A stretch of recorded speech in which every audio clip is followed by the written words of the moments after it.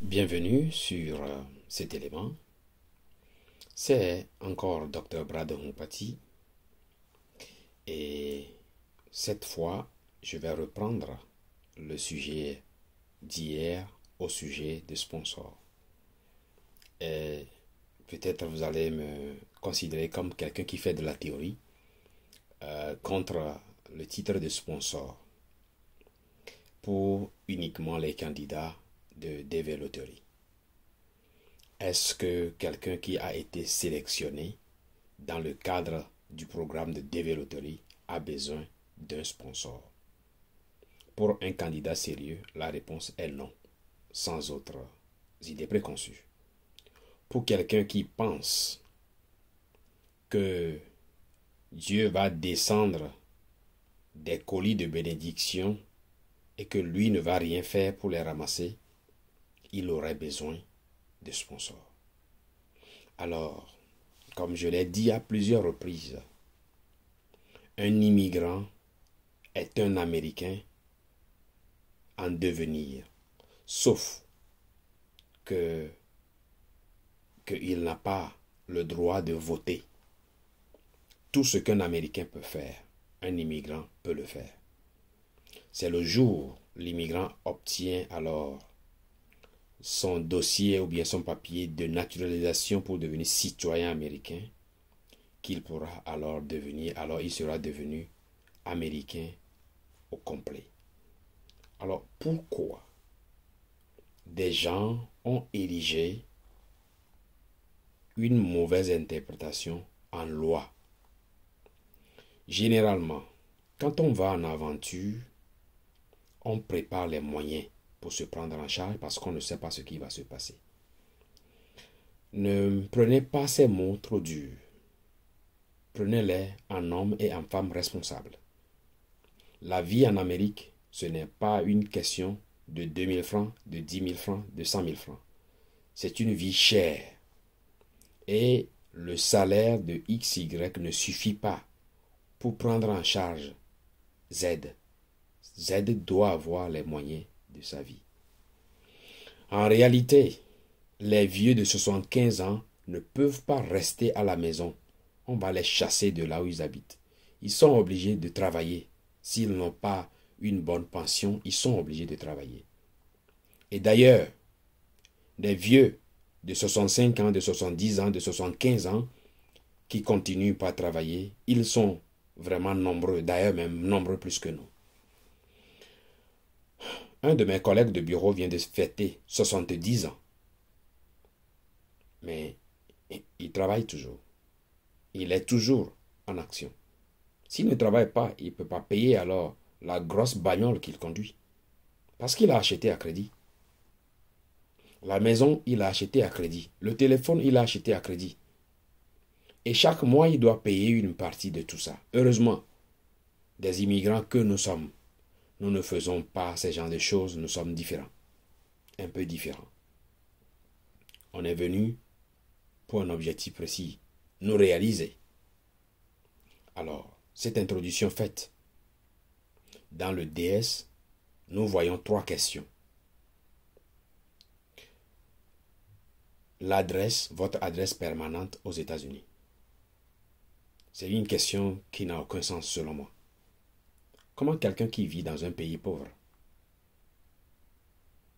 qui n'a même pas une adresse chez lui, aura les moyens d'avoir une adresse dans un pays riche? Analysons ça un peu. Pas pour être un rebelle, mais analysons les situations pour comprendre le bien fondé de ce que des gens font. Et généralement, c'est des gens qui sont derrière leur bureau de consultation, de faiseurs de dossiers qui aiment cette posture. Notre base de données allait déjà au-delà de 2500. Il n'y a pas eu un seul candidat à qui on a refusé le visa parce qu'il n'a pas de sponsor. Le consul, bon, généralement les Américains, je ne vais pas dire qu'ils sont mieux que nous, mais c'est des gens qui ne blaguent pas. Quand ils disent que A c'est A, c'est que c'est A c'est A. Il n'y a pas de changement là-dessus. Alors, pour comprendre ce fait, comme je l'ai dit, un immigrant, il a besoin d'au maximum 6 semaines de galère ou bien sans salaire. Au bout de 7e semaine, pour un immigrant bien arrivé dans une ville chez XY, il y a forcément un travail que l'immigrant là peut faire et commencer par gagner son argent. Alors s'il gagne son argent, la même chose que les autres font, cet immigrant là peut payer alors son appartement, son logement. Alors, si il faut avoir un sponsor, si vraiment il faut un sponsor, s'il faut de l'aide de quelqu'un, l'aide là ne doit en principe pas dépasser 2 mois. 2 mois, théoriquement,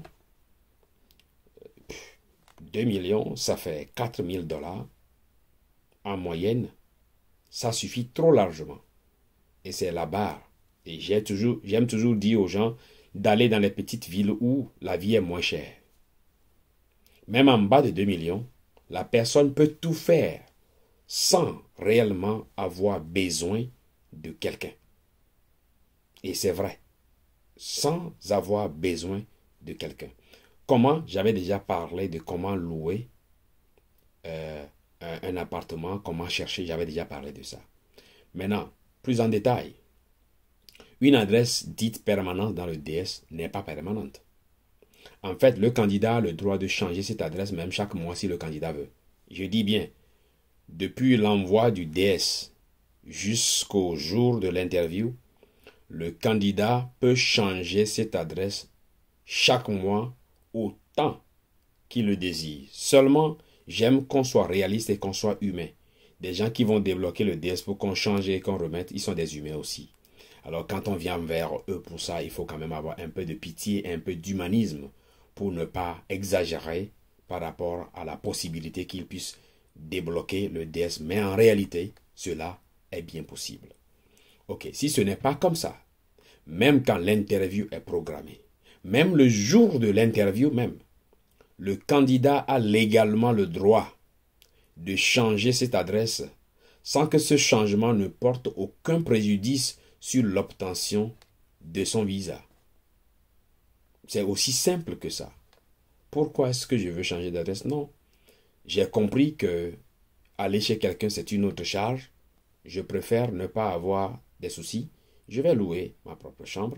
Je vais louer. Et pour cela, puisque dans 6 semaines, je vais trouver du boulot, j'ai assez d'argent pour alors me prendre en charge de X temps à X temps. Voici ma nouvelle adresse. Point barre. On ne va pas aller dans les détails. Ce n'est pas le rôle du consul. Le consul sait. Et lui-même étant américain, il sait qu'il n'y a personne qui puisse le prendre en charge. C'est impossible. Alors, introduction faite. L'adresse, la personne, l'envoi de correspondance, tout ça, considérons ça comme un emprunt temporaire de boîte postale.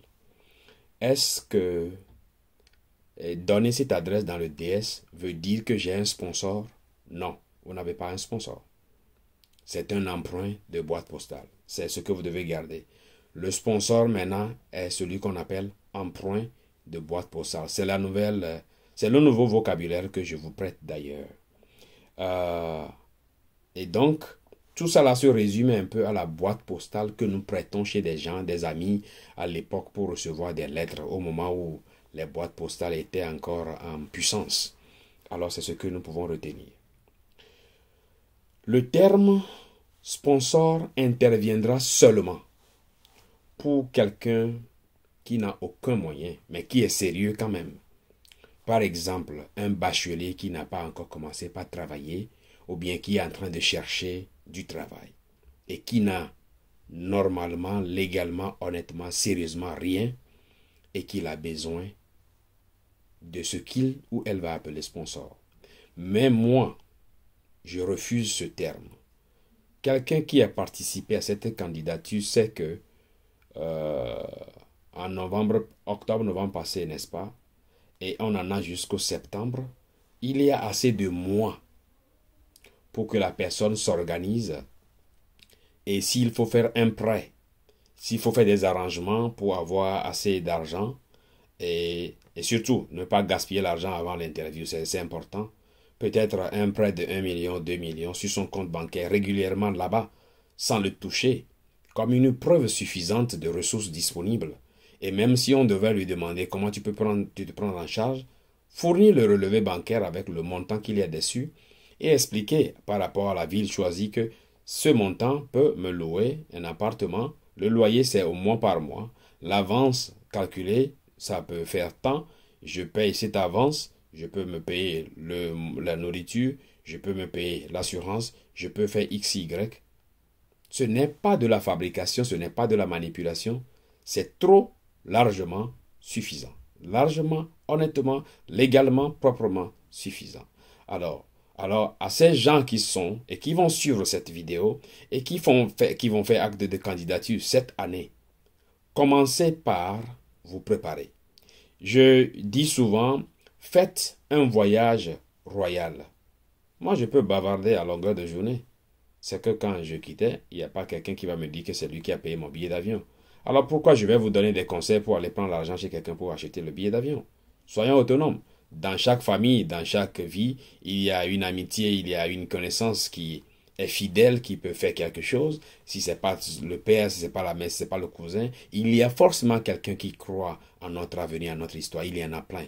Alors, dans la nouvelle démarche, nous allons supprimer le terme sponsor dans notre vocabulaire et nous allons commencer par travailler sérieusement pour nous prendre en charge, pour que nous ne soyons pas dépendants de XY, pour avoir peur de l'interview. Oh, Je dis ça en connaissance de cause. Par exemple, il y a des gens qui ont gracieusement accepté que des gens viennent chez eux.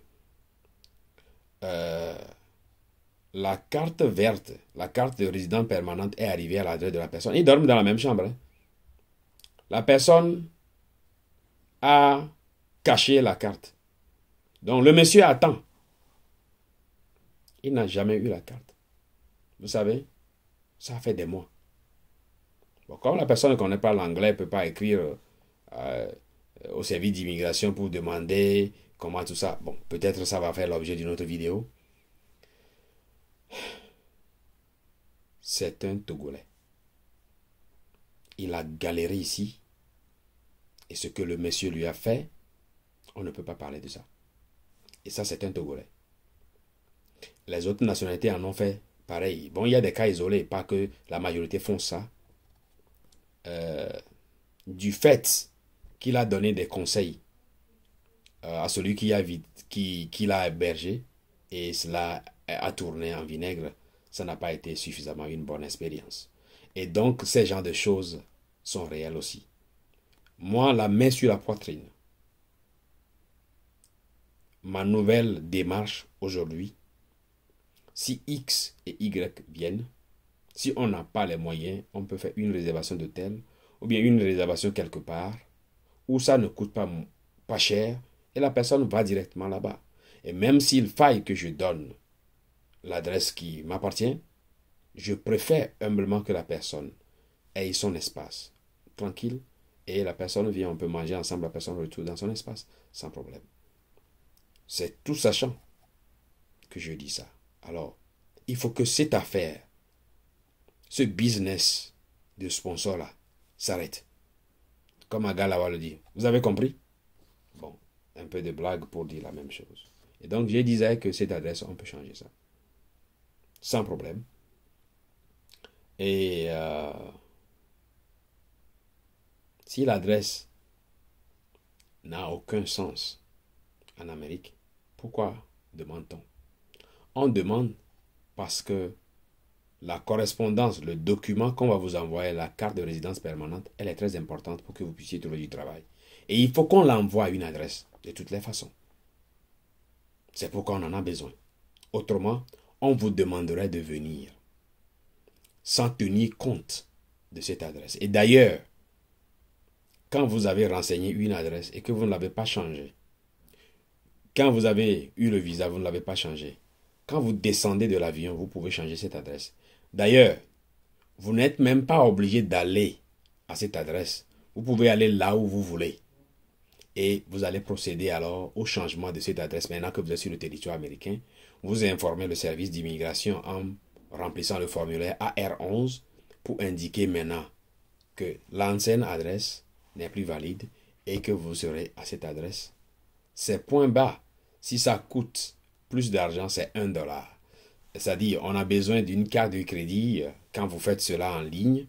On a besoin pour vérification seulement et on vous laisse procéder. Autrement, vous pouvez aller dans un bureau de la poste pour remplir ce formulaire-là et le débat est terminé. Donc, tout ce que je souhaite dire à travers cette vidéo, c'est dire qu'en réalité, un candidat sélectionné de DV qui va obtenir à 100% son visa n'a pas besoin et n'aura pas besoin de sponsor. En réalité, c'est quelqu'un ou quelqu'une qui doit être capable, d'organiser son voyage, de préparer les moyens nécessaires et d'atterrir.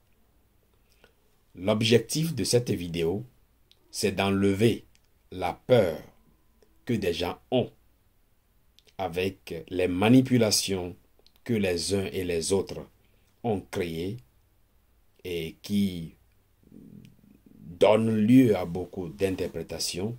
Je ne suis pas le père de l'Amérique. Mais dans le DS, celui qui dira le contraire, qu'il montre là, dans toute l'application depuis la candidature jusqu'à l'obtention du visa, là où dans tous les formulaires on a mis sponsor. Il n'y en a pas. Les Américains ne sont pas des gens qui font autre chose à la place de choses. C'est d'ailleurs la seule et unique raison pour laquelle j'aime et je respecte ce peuple. Chez eux, A, c'est A. B, c'est B. Il n'y a pas ça. Et la raison pour laquelle on utilise l'adresse de quelqu'un et que je trouve qu'il faut l'éviter est que si vous habitez chez quelqu'un pendant 6 semaines, 8 semaines, vous devenez plus ou moins propriétaire de ce lieu. De la même manière, quand vous commettez un crime ou quelque chose, on peut vous rattraper, on viendra vous cueillir à cette adresse. Et si vous créez des problèmes à la personne, c'est que vous créez des problèmes. Et donc, si on prête cette adresse aux gens, ce n'est pas la même chose que ce que nous appelons sponsor. Et vous avez déjà compris, je l'ai répété à plusieurs reprises. Donc, en Amérique, la vie a une tendance plus nomade que sédentaire. En tout cas, j'ai vécu environ le 5e de ma vie aux États-Unis. Je crois, on va compter un peu. 1, 2, 3, 4, 5, 6. Je suis à la 6e adresse. Où est mon adresse permanente alors? Je suis à ma 6e adresse. Bon, 6e adresse depuis quelques années maintenant. Et je peux me dire que j'habite dans ma maison. Mais je l'ai dit hier à l'interview que, disons, durant la vidéo que j'ai des offres de travail en ligne. Et si des gens veulent me payer 1,5 fois mon salaire actuel parce que je n'aime pas trop d'argent, je vais accepter et puis je vais partir. Alors l'adresse là, si je vous l'ai donnée en début d'année et que en fin mai, je voyage et je vais à une autre adresse, où sera alors cette adresse permanente? Enfin, quand ceux chez qui vous voulez venir rester changent d'adresse ou bien ne vous aiment plus, ne veulent plus vous prendre, ne vous lamentez pas. Cherchez sur Google l'adresse officielle de la société BS Bistogo Inc. À travers cette vidéo, je vous donne la permission de l'utiliser toutes les fois que vous en aurez envie et besoin, à la seule condition que vous ne ferez rien contre la loi. Cette vidéo servira de témoin que j'ai dit que quand vous faites quelque chose qui est contraire à la loi, vous serez traité dans la rigueur de la loi. Vous pouvez être 1 million de personnes. Vous pouvez utiliser l'adresse parce qu'on s'en fout. La seule chose qu'on aura besoin pour vous, c'est d'aller réceptionner votre courrier qui est venu, et là où vous êtes, on vous le remette. C'est aussi simple que ça. À moins que des gens aient des intentions contraires à la loi, alors ce cas ne s'applique pas à eux. En réalité, le sponsor, c'est des gens qui l'ont créé. Les Américains ne l'ont pas créé. Dans le cadre de ce programme de développerie, s'il y a une preuve contraire, que ceux qui en ont l'apportent. Pour le moment, il n'y en a pas. On se retrouve certainement dans la prochaine vidéo. N'oubliez pas d'aimer. Le bouton comme ça, vous savez, bouton comme ça, pas bon. Bouton comme ça, voilà. Et commentez. Si vous n'êtes pas d'accord sur quelque chose qui est dit ici, vous avez bien le droit de le dire dans les commentaires. Si vous avez des questions privées, vous savez où me trouver.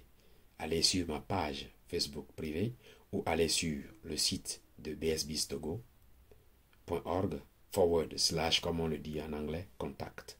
Et puis écrivez un email là-bas. Si je ne vous réponds pas, un membre de notre communauté vous répondra.